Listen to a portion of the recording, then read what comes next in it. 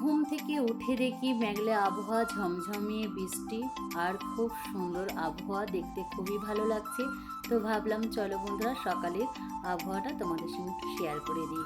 তো good morning everyone, কেমন আছো বন্ধুরা? ভালো আছো? আশা করি তোমরা সকলেই ভালো আছো আর আমিও বেশ ভালো আছি। আমি ব্যস্ত জীবন ব্লগ নিয়ে চলে এলাম তোমাদের সঙ্গে অন্যান্য দিনের মতো আবার একটা ছোট্ট নিউ ব্লগ নিয়ে। তো আজকে সকাল থেকে ফোন এনার্জি নিয়ে কাজগুলো করে নেব ভাবছি, যেহেতু আজকে সানডে একটু বাইরে যাওয়ার আছে। তো ভাবলাম ছুটির দিনগুলো একটু বাইরে বেশ ঘুরলে আর কি ভালোই লাগে।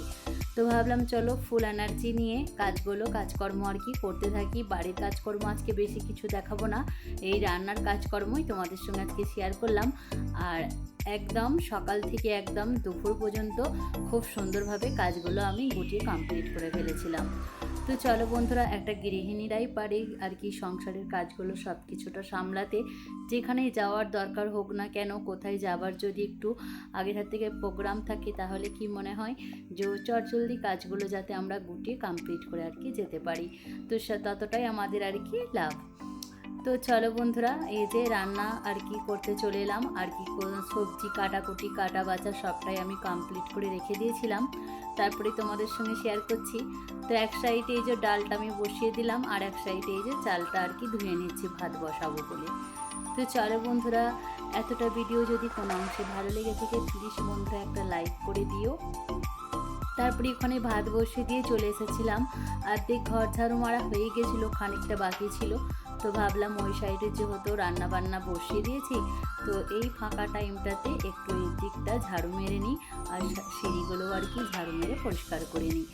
যেহেতু প্রথমেই বললাম সকাল থেকে একদম দমে ফোন এনার্জি নিয়ে কাজ করতে স্টার্ট করেছিলাম। আর সত্যি কথা বলতে বন্ধুরা, সকাল থেকে যদি মুড ভালো থাকে দেখবে সারাদিনই মনটা খুব বেশ ভালো থাকে। আর তার উপরে যদি কোথায় ঘুরতে যাবার মন হয়, যদি একবার বলে দেয়, সে তো আরও একদম ফুল এনার্জিটা আর কি চলে আসে। যাতে আমরা কি ভাবি যে কোথায় যেতে হলে আমাদেরই আর কি সব কাজকর্ম সেরে যেতে হবে, তো আরও ফুল দামে আমরা কাজ করতে থাকি। যেহেতু ঘুরে এসে অনেকটা আলা হয়ে যায়, তারপরে আর কাজকর্ম করতে কিছুই ভালো লাগে না। তো এই সাইডে আমার ডালটাও কমপ্লিট হয়ে এসেছিলো, পুঁইশাক ডাল, আর এই সাইডে আমার ভাতটাও আর কি হয়ে গেছিলো। তো চলো এইভাবেই আমি ভাতের ফ্যান ছড়াই। তো যদি বন্ধুরা তোমাদের কাউকে ভালো লেগে থাকে তোমরাও এইভাবে ফ্যান ছড়াতে পারো, কোনো অসুবিধা হয় না। একটু চিমটি দিয়ে আর ডেসনের কাছে এরকমভাবে উল্টে দিলে কিন্তু ওই যে দেশের মানুষ আর একটা অন্য রকমের হাঁড়িতে আর কি ভাত রান্না করে, সেই হাঁড়িটা কিন্তু এইভাবে বসবে না, এটা বলে দিচ্ছি।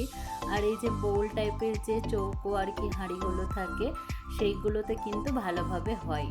তো ওই হাঁড়িগুলোতে হবে না, যেহেতু ওই হাঁড়িগুলো থাকে না, উল্টে যায়।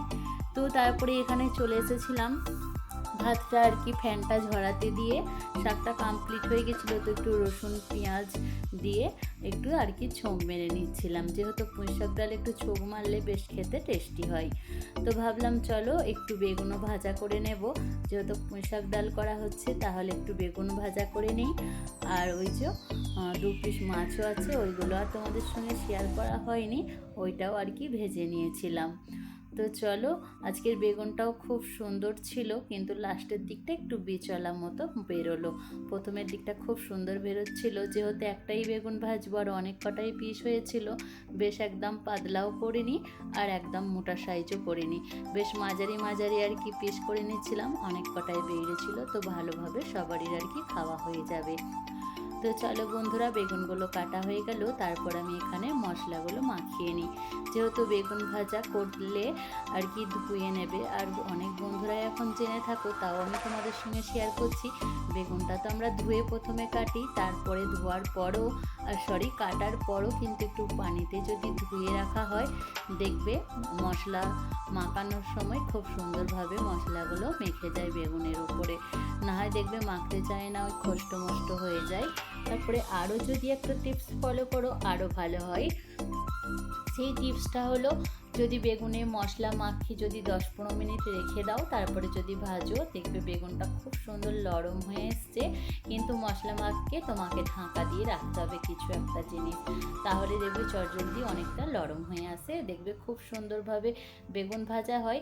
তার উপরে যদি তুমি আবার ঢাকা দিয়ে দিয়ে ভাজো, তাহলে দেখবে আরও সুন্দর নরম হয়ে ভাজা হয়। তো ওই সাইডে বেগুন ভাজাও আমার হচ্ছে, আর এই সাইডে একটু স্যালাড করে নেব বলে শশাগুলোও আর কি কাটাকুটি করে নিচ্ছিলাম। ভাবলাম চলো যেহেতু বাড়িতে একটু শশা আছে তো একটু স্যালাড করা যায়, আর এই গরমের দিনে একটু স্যালাড দিয়ে দুপুরবেলা দেখবে ভাত খেতে খুব ভালোই লাগে। তো শশাগুলো খুব সুন্দর ছিল, একদম খারাপ ছিল না। প্রথমে ভাবছিলাম হয়তো তেতো হবে, কিন্তু দেখলাম একদম তেতো ছিল না। তো চলো বন্ধুরা, এতটা ভিডিও কোনো অংশে যদি ভালো লেগে থাকে প্লিজ একটা লাইক করে কমেন্ট করে দেবে। আর যদি নতুন বন্ধুরা আমার চ্যানেলে এসে থাকো প্লিজ আমার চ্যানেলটিকে সাবস্ক্রাইব করে পাশে থেকো। তো এখানে আমার বেগুন ভাজাগুলো কমপ্লিট হয়ে এসেছিলো, তো আবার তুলে নিচ্ছিলাম। এই যে তারপরে এখানে সালাদটা আমার রেডি হয়ে গেছিলো, তো সেইটাও তোমাদের সঙ্গে শেয়ার করছি। আর এখানে একটু পুদিনা পাতা দিয়ে দিচ্ছিলাম যাতে আর কি স্মেলটা খুব সুন্দর বেরোয়। তার উপর দিয়ে লেবুর রস আর এই যে একটু লবণ দিয়ে দেবো। তো তারপরে এখানে আমার সালাড পুরো একদম রেডি হয়ে গেছিলো। তো এখানে এনেছিলাম পেঁয়াজ কুচি, টমেটার, শসা, একটু পুদিনা পাতা, কাঁচা লঙ্কা আর লেবু, তার সাথে তো লবণ থাকবে। খুব সুন্দর হয়েছিল।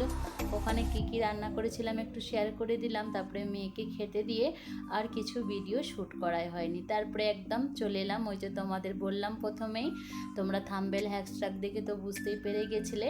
তো এই কারণেই ছুটির দিনগুলো বাচ্চাদিকে নিয়ে যদি একটু বাইরে ঘোরা হয় দেখবে মনটা বেশ ভালোই হয়ে যায়। তো এই ছুটির দিন বলো যে কোনো টাইম বাড়তি একটা টাইম বার করে যদি একটু বাইরে ঘোরা হয় দেখবে খুব ভালো হয়, মনটা ফ্রি হয়ে যায়। আর একটা গৃহিণীরা সব সময় বাড়িতে থেকে বোর হয়ে যায়, কাজকর্ম তো আমাদের করতেই হয়। আর অ্যাকচুয়ালি আমরা যেহেতু ইউটিউবে আছি, আমরা কাজ করতে করতে কিন্তু আমাদের আরামসে দিনটা চলে যায়, অত কিছু মনে হয় না। তো চলো বন্ধুরা, আজকে যদি ভিডিওটা ভালো লেগে থাকে লাইক কমেন্ট শেয়ার করে দেবে। এখানে ভিডিওটা স্টপ করছি। টাটা, বাই বাই, ভালো থেকো, সুস্থ থেকো। যে যেখান থেকে আমার ভিডিও দেখছো সবাইকে অনেক অনেক ভালোবাসা। আল্লাহ হাফিজ। Please subscribe. Good night.